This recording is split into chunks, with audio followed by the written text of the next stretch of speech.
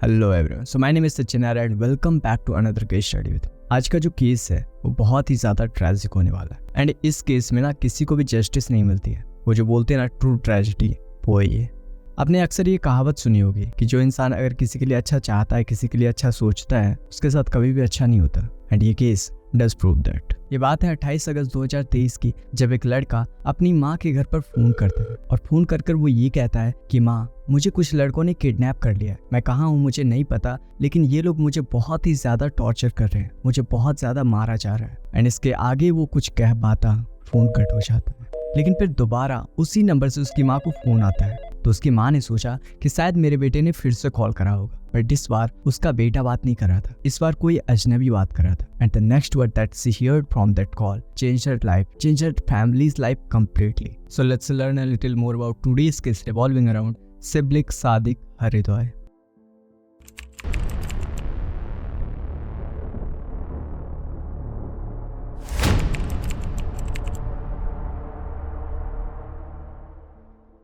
शिबली सादिक हरिद्वार 18 साल का लड़का था and he was born in Chittagong, जो कि बांग्लादेश में है। सिबली जो था वो बहुत ही गरीब फैमिली से बिलोंग करता था एंड उसके पापा एमडी सफीक, जो कि एक ट्रक ड्राइवर थे, एंड उसकी माँ नाहिदा अख्तर, जो कि एक हाउसवाइफ थी। बचपन से इस सिबली को पढ़ने लिखने का बहुत ज़्यादा शौक था एंड उसकी लाइफ को लेकर उसके बहुत बड़े बड़े सपने थे। एंड क्योंकि वो मिडिल क्लास फैमिली से बिलोंग करता था, इसलिए अपने ड्रीम्स को पूरा करने के लिए उसने कम उम्र से ही जॉब करना शुरू कर दिया। एंड जैसा कि मैंने तुम्हें पहले ही बताया कि सिबलिक जो था वो बहुत ही ज़्यादा पुअर क्लास फैमिली से बिलोंग करता था, तो इस वजह से उसने अपनी पढ़ाई के खर्च के लिए एक पोल्ट्री फार्म में जॉब करना शुरू कर दिया। एंड ये जो पोल्ट्री फार्म था ये उसके घर से कुछ ही दूर पर था। एंड सिबली जो था वहाँ पर बहुत अच्छे से काम करने लगा, तो इसकी वजह से वहाँ के जो ऑनर थे, वहाँ के जो मालिक थे, उन्होंने उसको वर्कर से सीधा मैनेजर के पोस्ट पर नियुक्त कर दिया। एंड ये मैनेजर का पोस्ट मिलने के बाद उसने और भी अच्छे से काम करना शुरू कर दिया, और भी ज्यादा ट्रूथफुली काम करना शुरू कर दिया। जो भी वहाँ पर वर्कर थे, जो भी वहाँ पर काम करते थे, उसको बहुत अच्छे से हैंडल करने लगा, और उसके साथ साथ वो वहाँ पर पैसे भी जुटाने लगा अपनी पढ़ाई को पूरा करने के लिए। एंड उस जॉब से वो इतना पैसा कमा रहा था कि अगर वो जॉब करता रहता तो उससे उसकी फैमिली की भी हेल्प हो जाती और वो अपनी पढ़ाई को भी आगे कर पाता।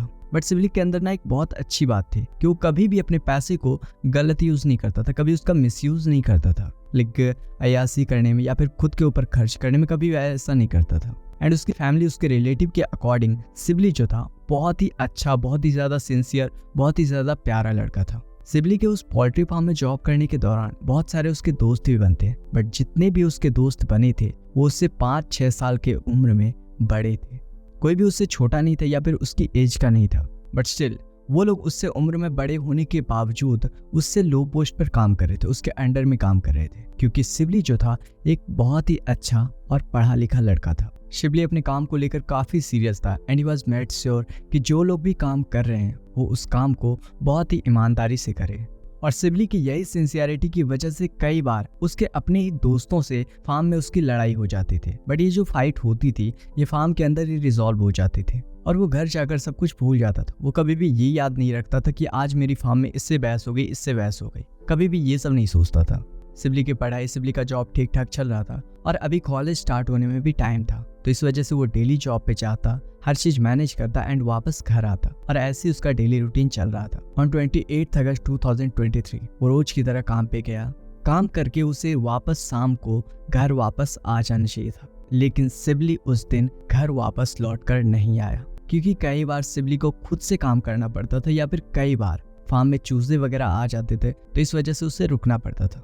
सो उसके फैमिली वाले ने जस्ट इग्नोर कर दिया कि हो सकता है कुछ काम पड़ गया होगा या फिर चूजे वगैरह आ गए होंगे। लेकिन जैसे जैसे समय बीत रहा था, जैसे जैसे रात हो रही थी, उसके घर वाले और भी ज्यादा परेशान होने लगे। उसके फैमिली वाले ने रात की 11-12 बजे तक वेट करने के बाद उसे फाइनली फोन किया कि आखिर मेरा बेटा कहाँ रह गया। लेकिन उसके फैमिली वाले ने जब सिबली को फोन किया तो ना तो उधर से कोई आंसर आया और ना ही उसने उसका फोन रिसीव किया। इसके बाद भी उसके फैमिली वाले पॉजिटिव सोच रहे थे कि कुछ नहीं हुआ होगा, हो सकता है कि फोन इधर उधर गुम हो गया होगा। इसके बाद यही सब सोचते सोचते रात गुजर जाती और सुबह का टाइम आ जाता, लेकिन इसके बाद भी सिबली वापस घर लौटकर नहीं आया था। लेकिन जैसे ही सुबह हुई उसके घर वाले बहुत ज्यादा परेशान हो गए। उन्होंने अपने नेबर्स से पूछा कि क्या आपने हमारे बेटे को देखा, एंड उसके बाद जब उसे कोई रिप्लाई नहीं मिलता है तो इसके बाद उसने उस फार्म के ऑनर को कॉल किया कि क्या आपने मेरे बेटे को देखा है, कहीं वो फार्म पे तो नहीं है। ये पूछने के लिए उसने उसे कॉल तो ज़रूर किया बट उसका फ़ोन बंद आ रहा था।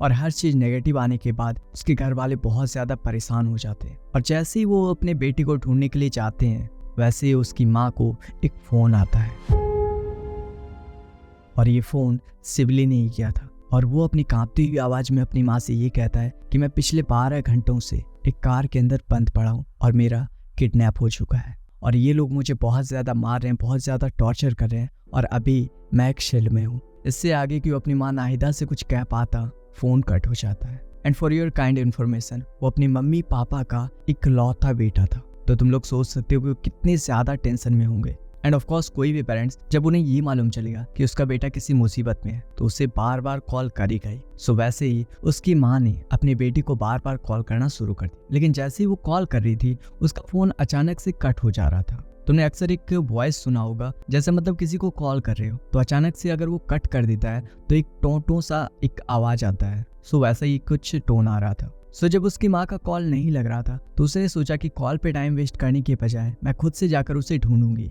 या फिर पुलिस कंप्लेंट करूंगी।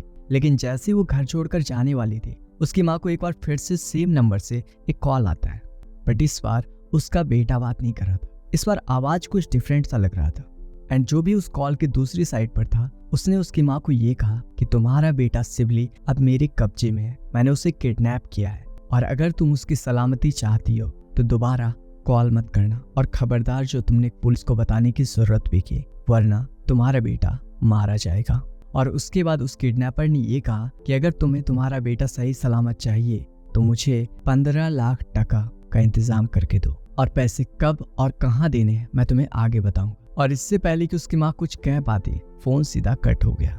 देखो ये जो टका है ये बांग्लादेश की करेंसी है। जैसे हमारे यहाँ रुपया कहा जाता है तो वैसे ही वहाँ पर टका कहा जाता है। और जैसा कि मैंने तुम्हें पहले ही बताया कि सिबली के जो परिवार वाले थे वो बहुत ही ज़्यादा मिडिल क्लास फैमिली से बिलोंग करते थे तो उनके पास इतनी ज़्यादा रकम होना it's next to impossible. But ये उनकी बेटी की ज़िंदगी और मौत का सवाल था तो इस वजह से उसने कैसे भी करके पैसे को जुटाना शुरू कर दिया। For 3 days they tried everything. उसने अपने नेबर से पैसे मांगे, उसने अपने रिलेटिव से पैसे मांगे, उसने अपने फ्रेंड से पैसे मांगे, लेकिन इसके बाद भी उनके पास उतने पैसे नहीं हो पाए। उनके पास 15 लाख टका जमा नहीं हो पाए। तो 31 अगस्त 2023 को फिर से उन किडनैपर्स का सिबली के मॉम डैड के पास दोबारा से फ़ोन आता है। तो उसके मॉम डैड ने ये कहा कि देखो भाई इतने पैसे तो जमा नहीं हो पाए मेरे पास। And for some reasons kidnappers को भी सिबली के मॉम डैड की फाइनेंशियल कंडीशन पता थी एंड उसे ये बात मालूम था कि उसके माँ बाप कभी भी इतने पैसे जमा नहीं कर पाएंगे। तो उसके बाद किडनैपर्स ने उसके माँ बाप से एक समझौता करा, एक डील करी। वैसे तो नॉर्मली कोई भी किडनैपर्स ऐसा नहीं करते हैं बट इसके बाद भी उसने ऐसा किया। और फिर किडनैपर्स ने कहा कि आप हमको 15 लाख नहीं तो 2 लाख टका ला कर दो तब मैं आपके बेटे को छोड़ दूंगा। बट इसके बाद भी उसके फैमिली वाले बोलने लगे कि मैं आपको 2 लाख टका भी कहाँ से ला कर दूंगा, मैं इतने पैसे लाकर नहीं दे सकता हूँ, मेरी फाइनेंशियल कंडीशन बहुत खराब है, मैं इतने पैसे लाकर नहीं दे सकता। तो फिर किडनैपर्स कहता है कि चलो ठीक है, मुझे 1 टका भी नहीं चाहिए, तो अपने पैसे अपने पास रखो बट अपने बेटे को भूल जाओ। देखो एक चीज़ ना हमेशा से चलती आई है। अक्सर तुम एक चीज़ नोटिस करोगे कि जितने भी किडनैप्स होते हैं, जितने भी किडनैपर्स किडनैप करते हैं वो अक्सर मिडिल क्लास से थोड़ा नीचे जो रहते हैं उन्हें किडनैप करते हैं। जस्ट बिकॉज उन्हें मालूम रहता है कि ये लोग हम जो भी बोलेंगे ये लोग मानेंगे एंड ये लोग ऐसा भी नहीं करेंगे कि पुलिस कंप्लेंट कर देंगे, जिस वजह से वो लोग उसी को टारगेट करते। सो सिबली की मॉम कहती है कि तुम्हें 2 लाख टका ही चाहिए ना, मैं तुम्हें ला कर दूंगी, बस मेरे बेटे को ना कुछ मत करना, बस मुझे 4 दिन और चाहिए। जैसा कि मैंने तुम्हें पहले ही बताया कि सिबली की फैमिली बहुत ही ज़्यादा पुअर क्लास फैमिली से बिलोंग करती, वो बहुत ज़्यादा गरीब थे। तो इस वजह से उसके पास जितने भी पैसे थे, जितने भी पैसे उसने कलेक्ट कर रखे थे, वो सारे पैसे वो एक जगह रखते हैं एंड उसके बाद वो सारे दुकानदारों से भीख मांगने के लिए चले जाते हैं। आई नो कि भीख मांगना कितना बुरा लगता है। इंसान के पास सब कुछ होने के बाद भी अगर उससे ये कहा जाए कि तुम जाकर भीख मांगो तो उसे कितना बुरा लगेगा। लेकिन यहाँ पर उसके बेटे की जिंदगी का सवाल था, तो एक माँ बाप अपनी बेटी की जिंदगी के लिए कुछ भी कर सकते। सो वैसे ही उसके माँ बाप निकल जाते हैं भीख मांगने के लिए। बट फाइनली एक एक दरवाजों को ठकठकाते हुए, एक एक दरवाजे को नॉक करते हुए, एक एक इंसान से भीख मांगते हुए उसने फाइनली 2 लाख टका का इंतजाम कर ही लिया। और अब वो लोग उस किडनैपर्स के फ़ोन का इंतज़ार करने लगे और फिर 4 सितंबर 2023 को फिर से उस किडनैपर्स का दोबारा से फ़ोन आता है।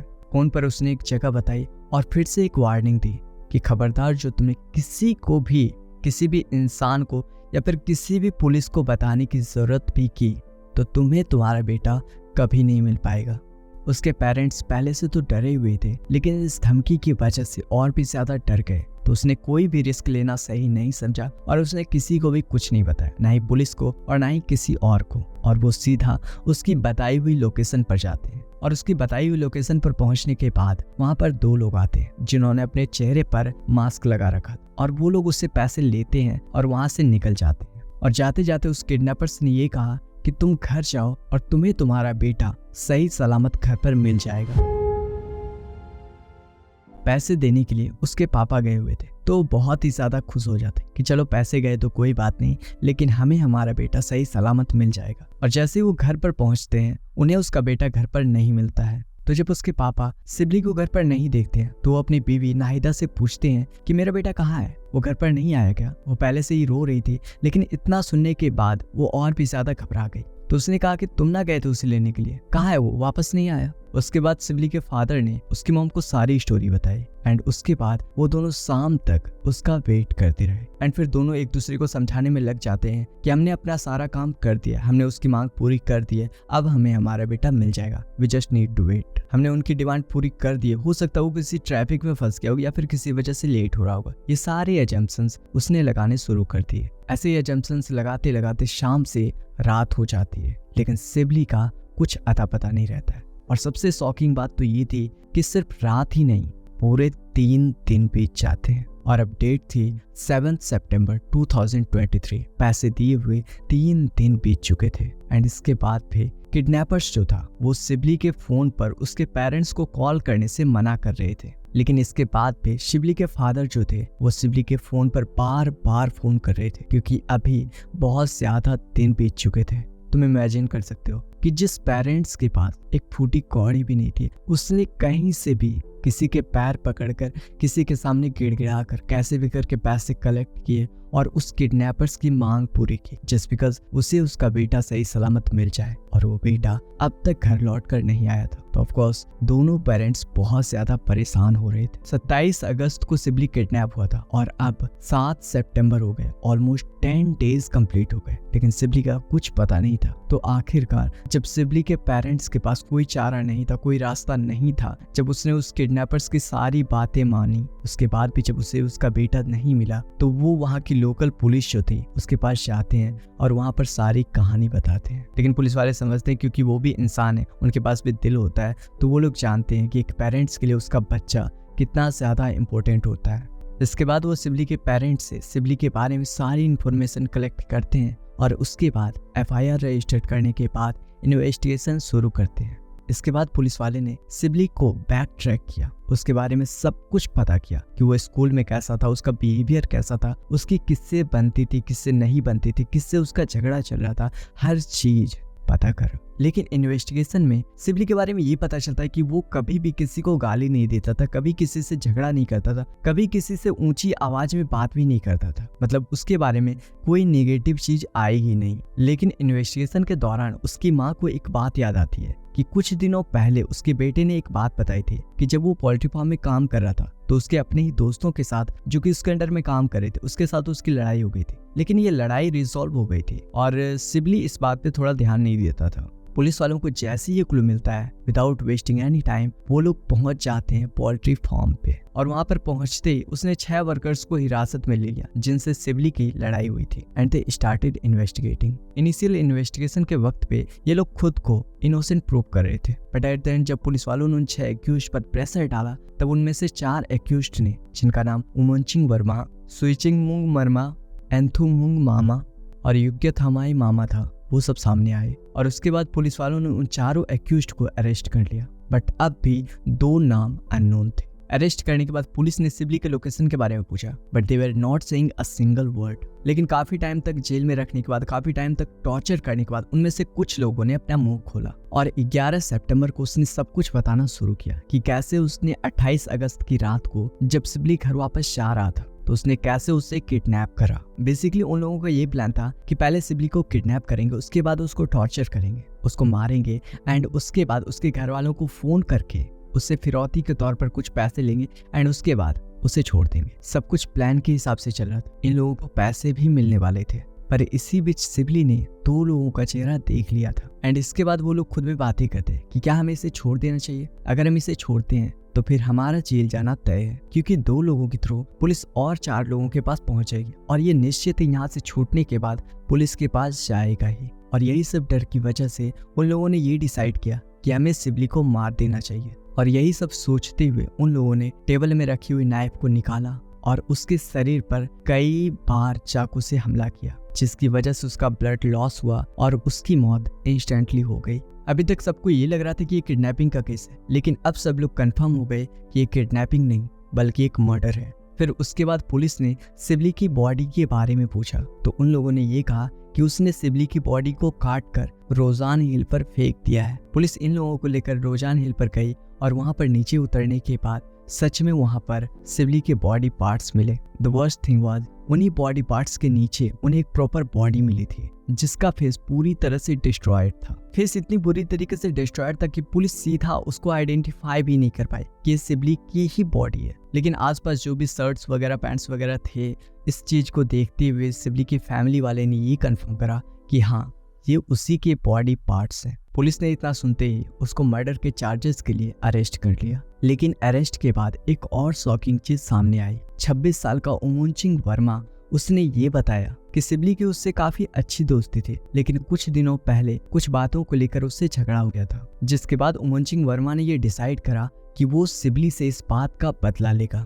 उसने एक स्टेटमेंट में ये कहा कि सिबली को मारने के बाद उसने खुद से उसके बॉडी पार्ट्स के कई हिस्से किए और कई हिस्से करने के बाद उसके बॉडी पार्ट्स के कुछ फ्लैशेस को खाया भी था। फिर बाकी बची हुई बॉडी पार्ट्स को हिल से नीचे फेंक दिया। ये बात सच में बहुत ज्यादा डराने वाली थी कि कोई इंसान किसी इंसान को मार कर काट कर उसके फ्लैशेस को खा कैसे सकता है। और उसके बाद ये न्यूज़ जैसे ही मीडिया में आई, पूरे कंट्री में प्रोटेस्ट शुरू हो गए। लोगों से उसका गुस्सा बर्दाश्त नहीं हो रहा था और वो लोग जस्टिस की मांग करने लगे एंड ये केस काफी ज्यादा बड़ा हो चुका था। और फिर 11 सितंबर को जब उमोंचिंग वर्मा और उसके सभी साथी को लेकर पुलिस वाले जा रहे थे तो पब्लिक ने उमोंचिंग वर्मा को बाहर निकाला और उसके बाद उसको मारना शुरू कर दिया। और इससे पहले कि कोर्ट उसे कुछ सजा दे पाती, पूरी भीड़ ने उसे इतना मारा कि उसकी मौके पर ही मौत हो गई। बहुत मुश्किल से पुलिस ने टीयर गैस रिलीज करके और लाठी चार्ज करके बाकी बचे 5 एक्यूज्ड को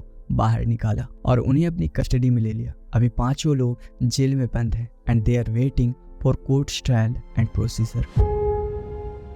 सिर्फ एक बहुत ही अच्छा लड़का था, बहुत ही ज़्यादा सिंसियर लड़का था, लेकिन उसके पेरेंट्स ने एक बहुत बड़ी उम्मीद खो दी, बहुत बड़ी होप खो दी अपने बेटे के नाम पे। वो तो वैसे ही स्ट्रगल कर रहे थे, लेकिन अपने बेटे के जाने के गम में वो और भी ज़्यादा टूट गए और भी ज़्यादा परेशान हो गए। तुम लोग सोच सकते हो कि जिस माँ बाप के पास सिर्फ उसका एकमात्र इकलौता चिराग हो और वो चला जाए तो उस माँ बाप के ऊपर क्या गुजर रही होगी, वो तो सिर्फ वही जानते होंगे। आज भी जब तुम घर से थोड़ा लेट आते होगे तो तुम्हारी माँ कितनी ज़्यादा परेशान हो जाती होगी, बार बार तुम्हें कॉल पे कॉल करती होगी कि कहीं कोई मुसीबत तो नहीं हो गई, कहीं मेरा बच्चा किसी प्रॉब्लम में तो नहीं फंस गया है। वो बहुत ज़्यादा परेशान हो जाते एंड सोचो उसका बच्चा अब कभी लौट कर नहीं आएगा। सो बस इस वीडियो में इतना ही। मैं प्रार्थना करता हूँ गॉड से कि शिबली की आत्मा को शांति मिले एंड इससे आगे मेरे पास कुछ कहने के लिए आई नहीं। सो मिलते हैं फिर एक और नई वीडियो के साथ वापस, तब तक के लिए जय हिंद।